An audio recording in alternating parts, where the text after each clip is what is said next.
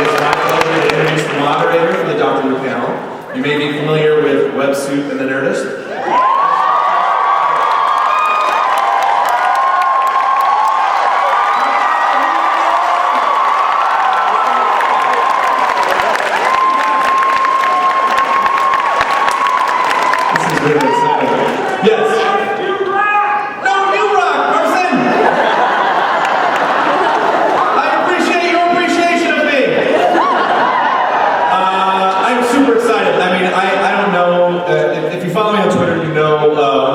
Doctor Who nerd I am, and literally to the point where I somehow subconsciously forced my mother to birth me on November 23rd, which was the first episode of Doctor Who. So we actually weirdly share the same birthday. Hopefully, when you guys came in, did you get the super special Doctor Who promotional t-shirts?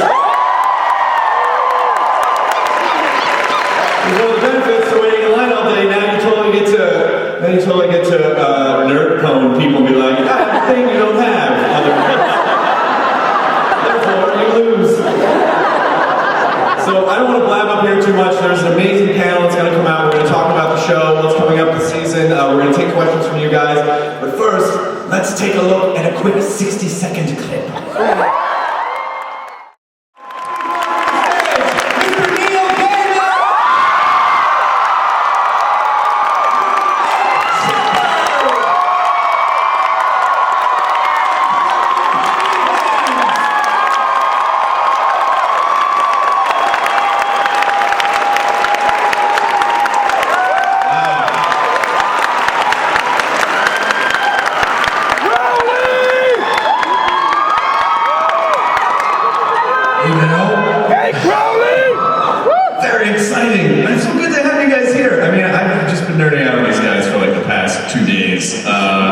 First of all, Toby directed not only the first 2 episodes that are coming in the new series, but he also directed the Christmas special. And the Pandora opens. So, it makes you the first director ever to do around 5 episodes. I know, 3 stories in a row. Wow. So how did you get involved? Because Toby's background, you directed, I know you worked on MI5, and you directed The Inhuman, and so how did you get pulled in? I just got a script for the job. It's a no-brainer. It's a Doctor Who, and Stephen Moffat. I'm like, oh, this is brilliant. And I was a huge fan when I was a kid, so it got me into TV and filmmaking anyway. So it was like the beginning of my career, I guess, and so, you know, being asked to do the show was just like, it was a defining moment. Well, and Toby is genuinely a Doctor Who fan, because you told a story at dinner last night with Stephen Moffat and the script.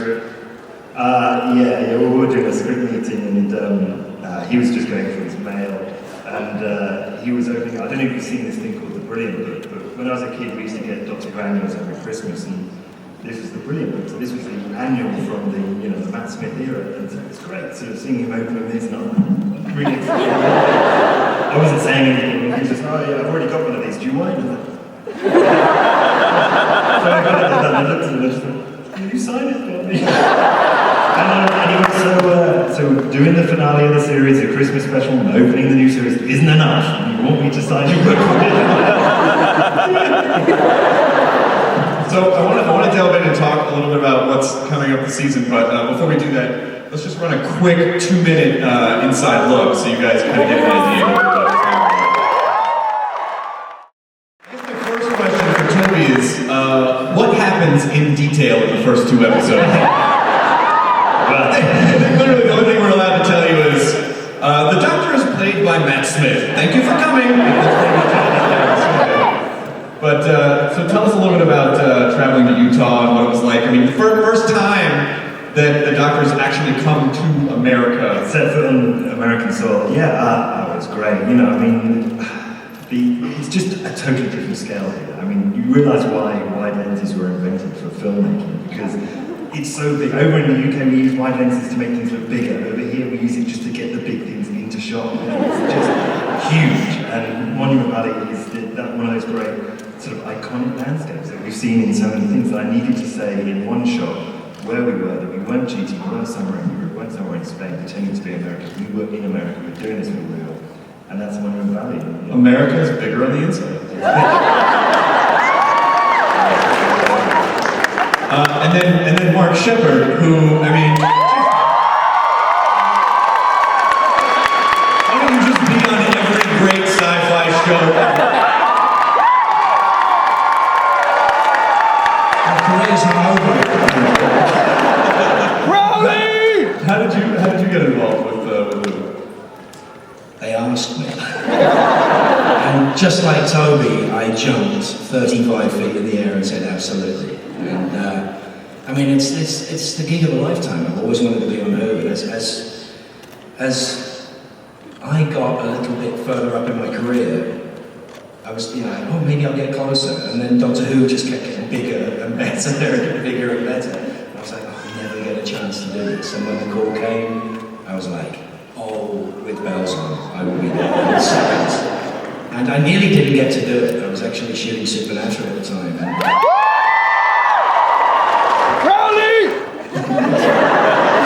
a couple of people have seen that. The wonderful producers at Who, there was a day conference, and suddenly somebody turned around and said, well, are you working right now? And I went, well, no, I'm not working for the next 10 days. I said, can you come out tomorrow? And I flipped the schedule completely on their heads, and that's how we managed to do it. The experience of a lifetime. Incredible, incredible experience. I mean, is there anything at all that you're allowed to tell us about your character?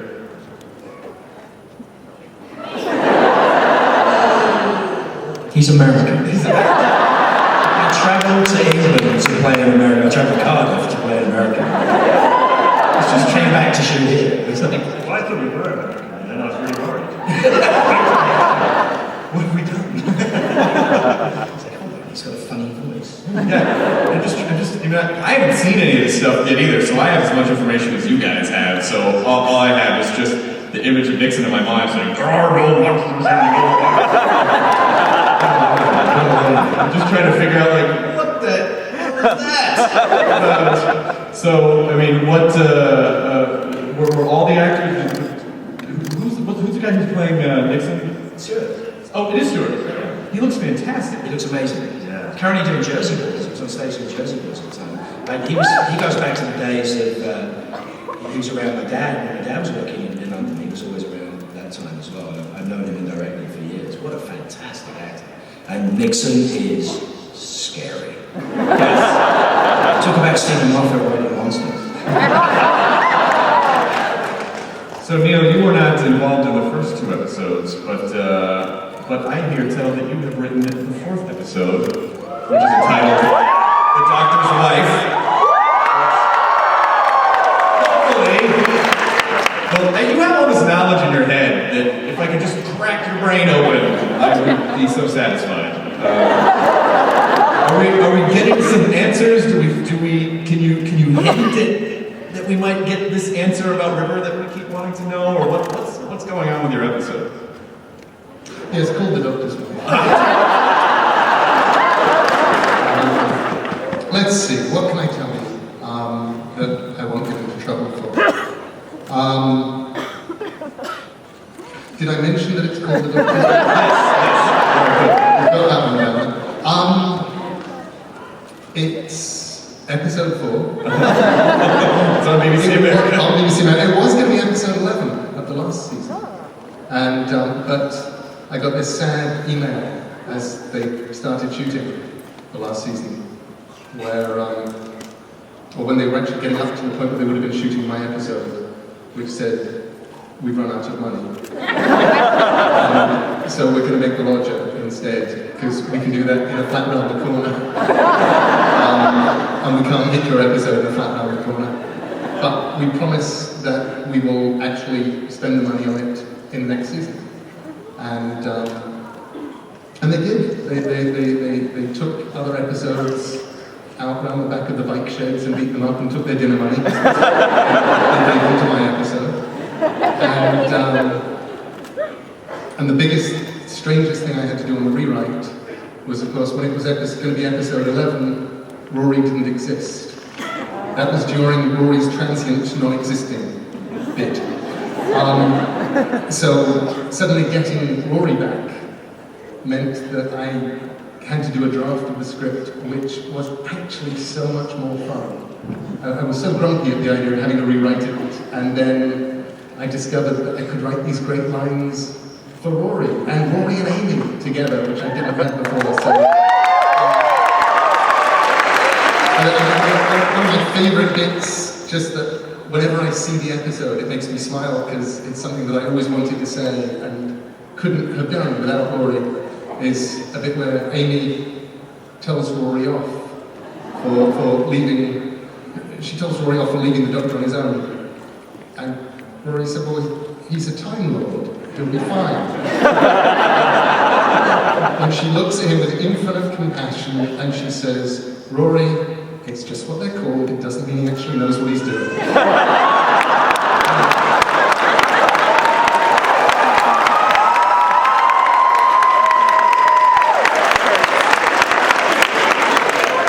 So how did each of you, what was your sort of affair with Doctor Who growing up, and like Toby, how did you first come across it? Oh, it was massive for me.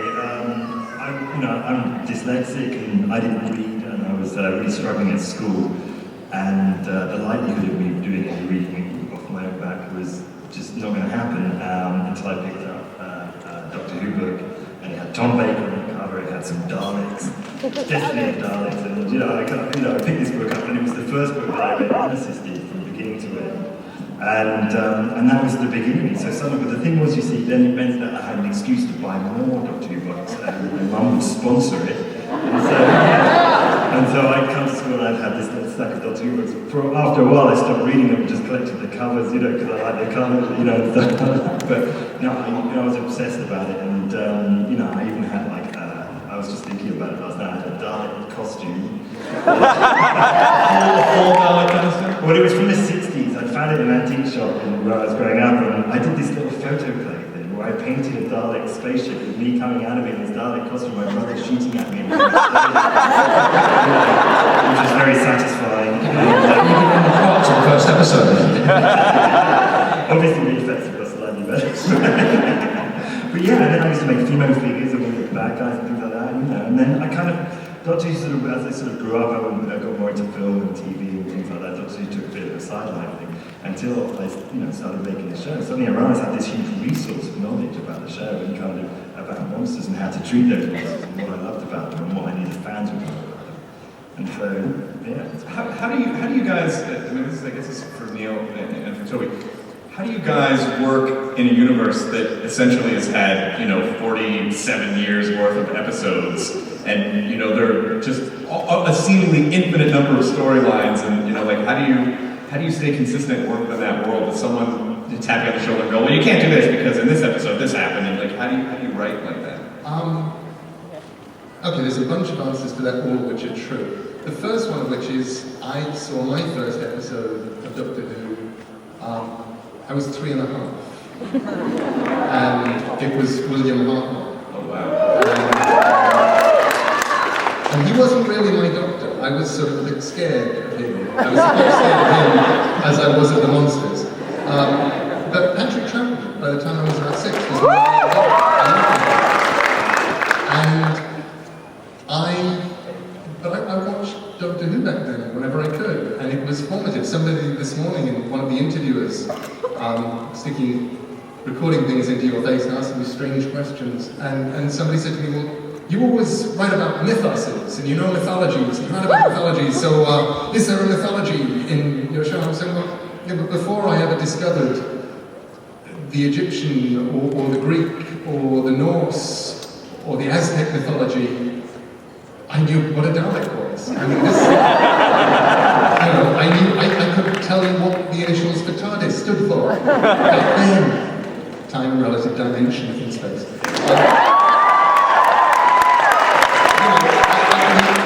I used to worry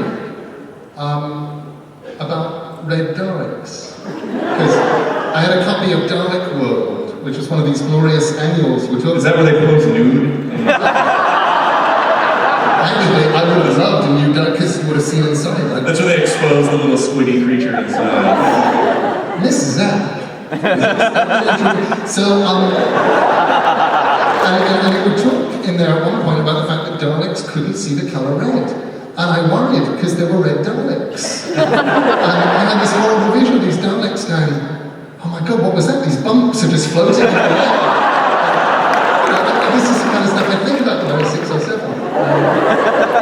So, But that's the good thing about Doctor Who. You can know more about it than your parents do. absolutely. The only thing that you know more about than your parents do when you're sort of growing up, and you can tell them. I love that. I loved the fact that I had this huge body of knowledge to draw on when I started writing my episode. But the other thing about writing Doctor Who is you're always absolutely aware that on the one hand you have 47 years worth of cool stuff to plunder, and on the other hand, somewhere in the universe there are lots and lots of really bright 7-year-olds, 9-year-olds, 28-year-olds and 50-year-olds for whom this is going to be their first ever episode. And you go, well, that's cool. You want to tell them the simplicity of the Doctor Who mythos. People are intimidated.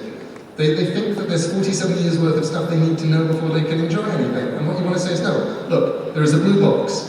It's bigger on the inside than it is on the outside. It can go anywhere in time and space, sometimes even where it's meant to go. And when it turns up, there's a bloke in it called the Doctor, and there will be stuff wrong, and he will do his best to sort it out, and he will probably succeed, because he's awesome.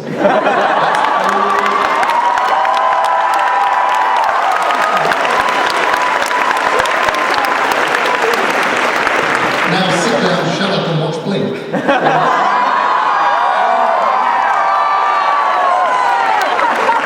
So, Mark, what was your exposure to Doctor Who? I remember seeing Troutman, but I remember really seeing Pertwee. And Tom Baker was my doctor. I mean, that was the year. That was a great year of Doctor Who. And it was something you sought out, and something you watched, and something you got to own. I remember, I loved the Daleks. I mean, I wanted to be a Dalek. I wanted to be Dalek. So I was like, you were in that Dalek. There's a photograph of him inside a Dalek. Trying to make the Dalek wave is quite difficult, by the way. There's a problem. I've never posted the photograph on Twitter, on my blog, of me cuddling the Dalek, just hugging it. Now, I posted the photo of me with a weeping angel just behind me, but the photo of me locking this red Dalek in a giant hug is never, that was just me. You know the ones that scared the what out of me was always the Cybermen. It was the Silence. Yes, it's the faceless, the originals. I had a black and white TV at that time, and I just remember being absolutely terrified of it. And what I think is so fantastic about Russell's reincarnation of this and retooling of this, and now Stevens, is they preserved that one thing, which is to scare the living you-know-what out of us. I mean, and that is fantastic. It is all of these things that we've been talking about. The one common denominator is the stories are great. The storytelling is fantastic. And that resonates with us as fans. So it's done in a cheap and ungainly way, in a very cynical way, without much love. We don't really like it. We don't really enjoy it. But when it's done with as much passion as Who, and it's done with as much passion as those other shows that we love so much, which will remain nameless, we can sense it, and we latch onto it, and we love every minute of it. I mean, Who is literally a work of love, because it ain't a work of money. It's a work of love. It's a work of love and passion, and it shows. It really does show. And I got to tell you, Matt Smith is my daughter. Yeah.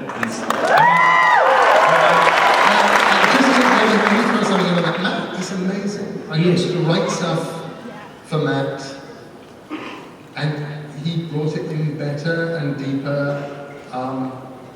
sometimes funnier, always odder. Ever dreamed. I mean, to have Chris Eccleston to open that up. Fantastic. And David to bring just brilliant. And then Matt to come in and be something even more different. It is such a hard thing to do, and yet I think he's fantastic. I think they're all fantastic. Yeah, Matt does this really amazing thing where first of all, he looks like he's in a new wave band. And he manages to strike this insane counterbalance between incredible boyish curiosity, but then also you sense that he's 900 years old inside. I think that's the most interesting thing about writing for Matt in some ways. He's the first of the Doctors who actually feels vastly ancient. Yeah. You know, they all had the glorious different qualities. Chris Eccleston, you know, sort of hardened soldier who's left the battlefield, David Tennant, glorious white boy, and so on. But with an amazing energy. But with Matt, you actually get the feeling of age all the way through, and just this feeling that he goes all the way back, and that almost for the first time since Tom Baker, the idea that actually the central entity and the body are two slightly different things.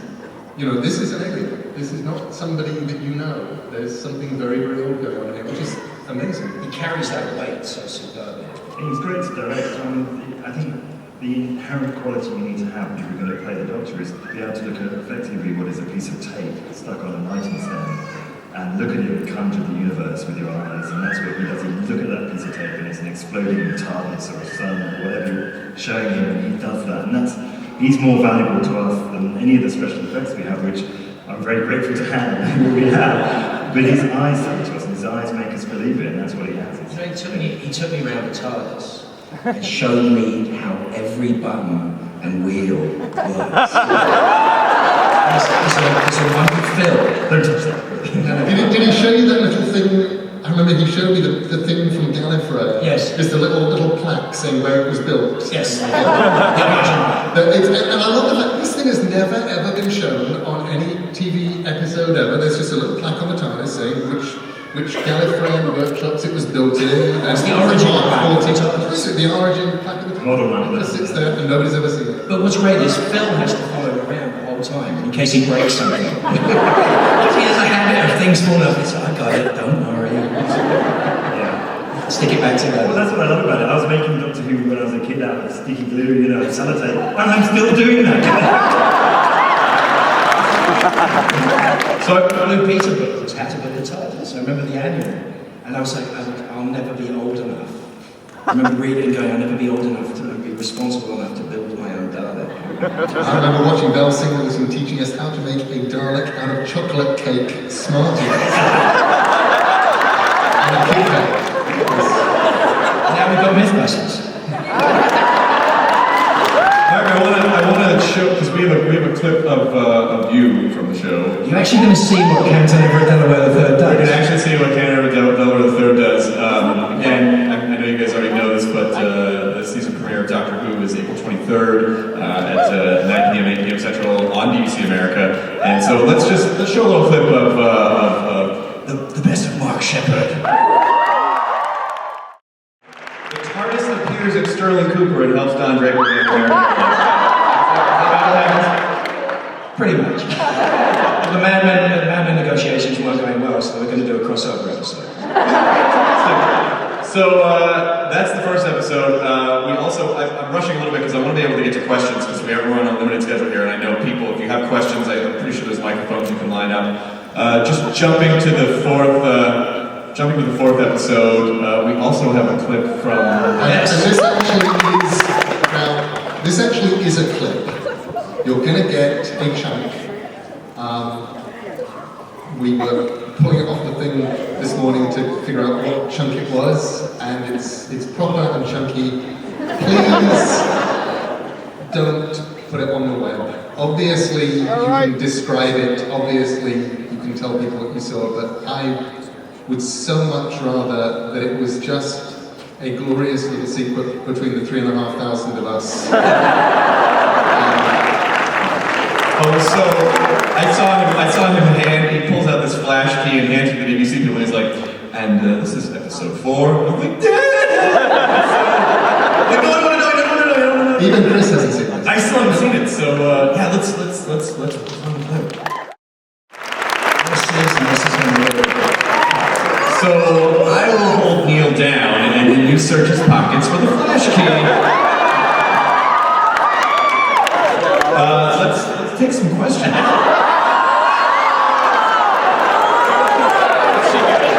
So close! So close! Oh, why don't I have a drive in my brain? All right. Are you the Reading party in Neil's hotel room at 3 o'clock. Are you the first question? So what is your name? My name's Peter. And how are you today? I'm excellent. How are you? Good. Who is your question? My question is for each of the members of the panel. What was the easiest thing, and what has been the most challenging thing about working on Doctor Who?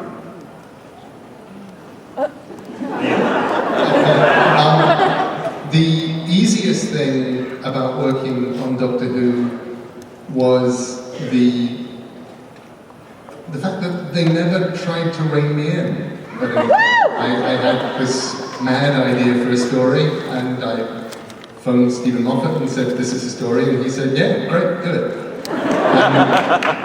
I said, "Do I have to write an outline or anything?" And he said, "No, just write your episode." So I did. So the entire process was astonishingly easy.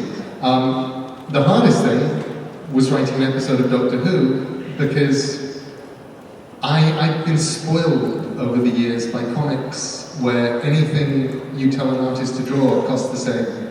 And by prose, in which there is no difference between a 300-page novel and a 314-page novel. With Doctor Who, we kept bumping up against the realities. I wrote this glorious scene where originally the episode actually started as if you were in the middle of another episode. And the Doctor and Amy are off having an adventure and they've been captured. And it was, and I love the idea of writing this sort of essentially Simpsons-style beginning where you think you're going off in one direction, it goes off in another. The scene was there at the read-through, and they made the costumes for it and everything. And then we got to essentially first day of shooting, and we realized that it was going to be a 15-day shoot, unless we lost that scene, and they only had 14 days to shoot it. So that scene got lost and replaced by a scene in the TARDIS, and that was really frustrating. And it was really frustrating and heartbreaking and so on and so forth at the time. Except that when we actually wound up cutting the episode together, the scene that kicks it off probably lasts a grand total of 30 seconds.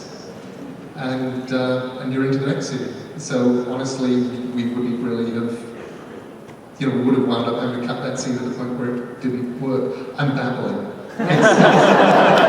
The easy thing was the fact they gave me my head. The hardest thing was just making it work within the constraints of making television. Yeah, I think for me the easiest thing is being able to turn the camera on any one of the fantastic actors that we have on the show. Turn a camera on to Matt, and he just looks fantastic, and he makes the craziest things work. Karen is beautiful.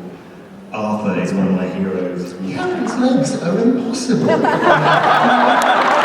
because televisions have this problem, which is they're like that, they're not like that. That's great for us. You never get the full effect of Karen's legs. They just turned televisions. Oh, I get the full effect of that.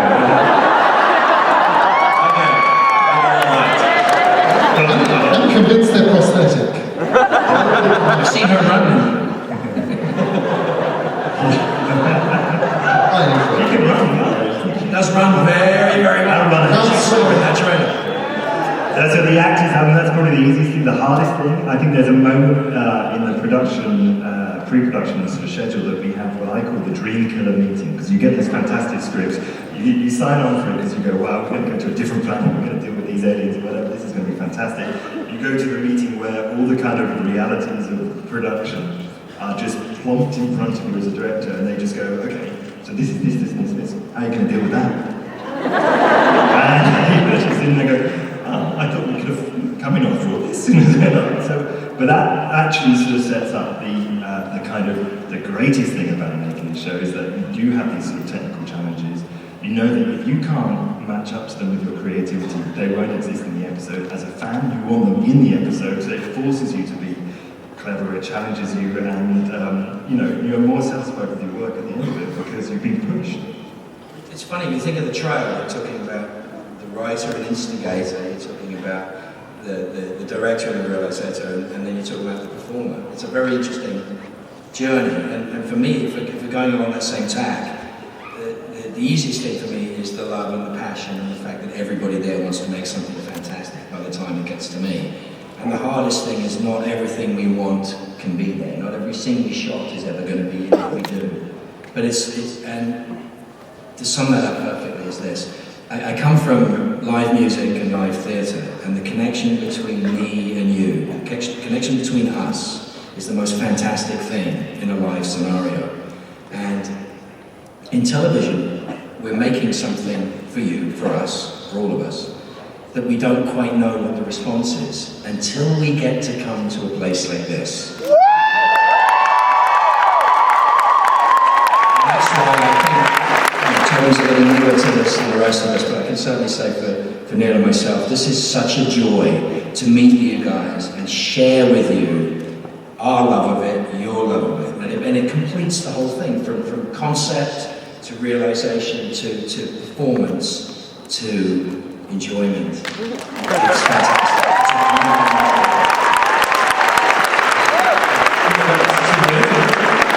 Hello, madam. What is your name? My name's Brittany. Hey, Brittany. Hi, Chris. Thank you so much for being on Pick Fergus. I've been going to Gallery One. Oh, of course. Oh, my gosh. Neil, I spent one of my favorite 15-minute segments talking to you at the El Capitan Theater once when you had a screening for The Nightmare Before Christmas, and it was like a total joy to just talk to you. So thank you. And Mark, hi.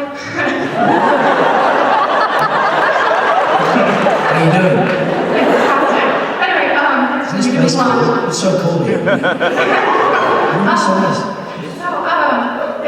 Neil, thank you so much too for writing a letter to National Novel Writing Month last year to help encourage writers. I hope you'll do one for Script Frenzy this year, which just started. same organization. Toby, I guess this is the question I should ask you. Why exactly is it that we see the 10th Doctor's David's TARDIS in one of the trailers? What the hell, Toby? You're welcome. That's not my answer. What the hell, Brittany?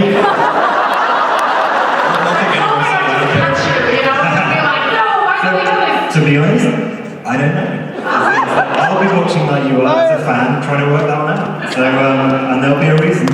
Wasn't it cool that when we were on set, that they were taking down David's TARDIS? I don't think that was cool. That was terrible. But I got to see it. I love walking past it. But I never got going on it occasionally when we were filming next door. But I never got to see it until that day. I mean, it's like as I'm bringing it in. So it was my first. It was the first set I saw when I first went to BBC Wales and walking through it. It is huge. That set as well. I mean, the TARDIS set's huge as well. But to see that set and to see, to feel the history of it, it's so cool. And then you go through and you see, TARDIS, and this is where we're going to be having fun. And then you get to look at those controls. Don't touch that, it'll break. I think we have to, is that? Oh, you're so welcome. I think we have time for one more question. Hi, Christopher. At LA as well. I was interacting with you for the finish day. I remember. Nice to see you again. I genuinely do. I'm not just saying that.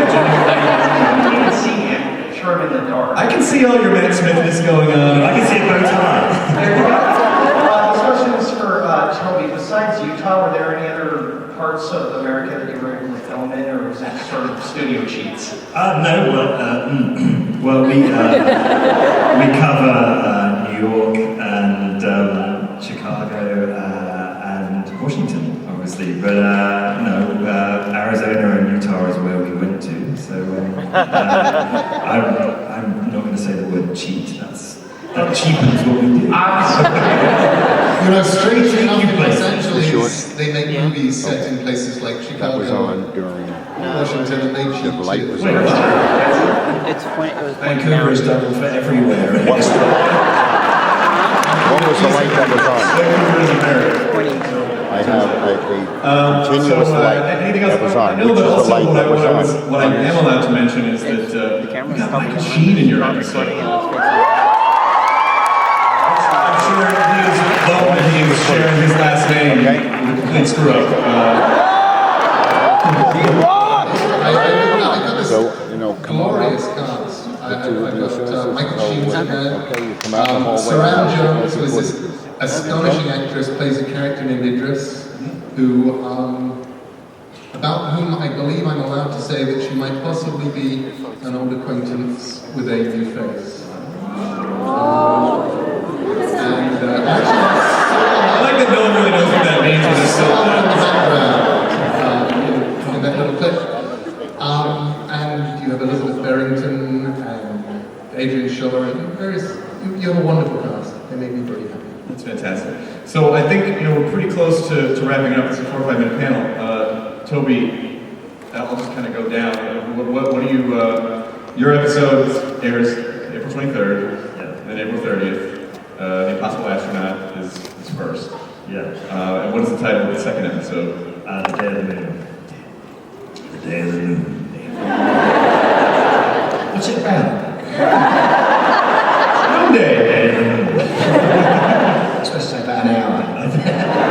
So you must are you completely done now? Is it all turned in? I mean, do you have any work left to do? Yeah, we were still looking at some bits and bobs. I mean, I've been in Australia, so I've been looking at some effect shots and things last week, and we always take it up to the wire with Doctor Who, and that's the exciting thing about it. But yeah, I don't think I'll ever be completely done with Doctor Who. Let's put it that way.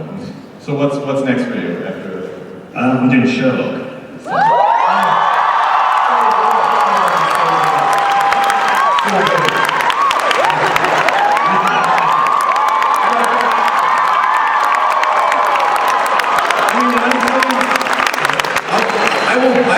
I will pay my way to be an extra. Like, I'll just be in the background, like, shine your shoes, Sherlock. I don't care.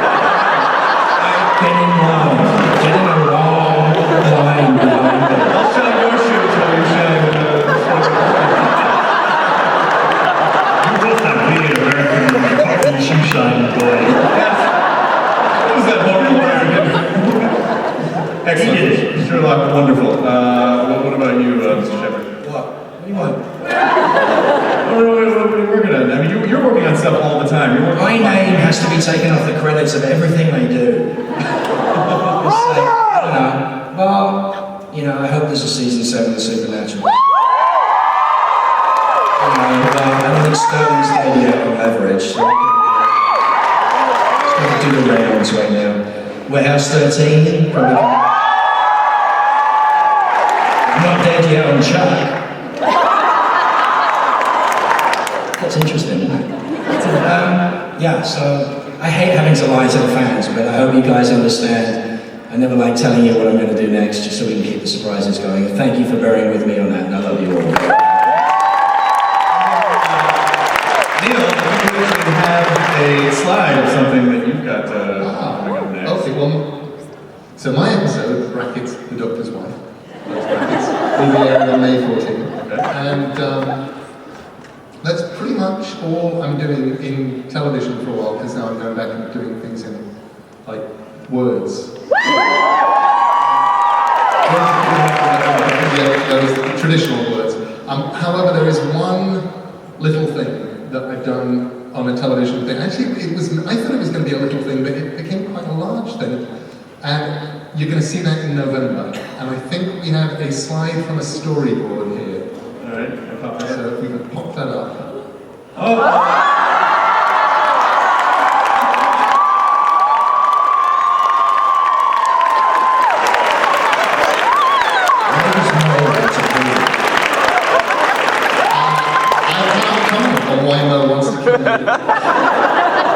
The question is incredibly similar to Conversations you must have in your life are, I cannot comment on that. I've had 3 years of people saying, so you're going to write an episode of Doctor Who? And me saying, you may think that if you like, but I cannot possibly comment. So at least I can say, yes, I like an episode of Doctor Who.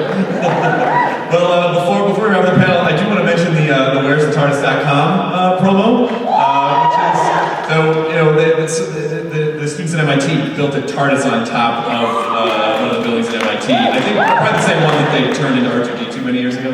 And so the BBC decided, let's have a contest called where'sthetardis.com. So go to where'sthetardis.com, look for the TARDIS, build your own TARDIS. There are tons of prizes there, and DVDs, all sorts of things, so make sure to go to Where's the TARDIS. I want to thank BBC for letting me do this. This was incredible to come be here. BBC America, guys!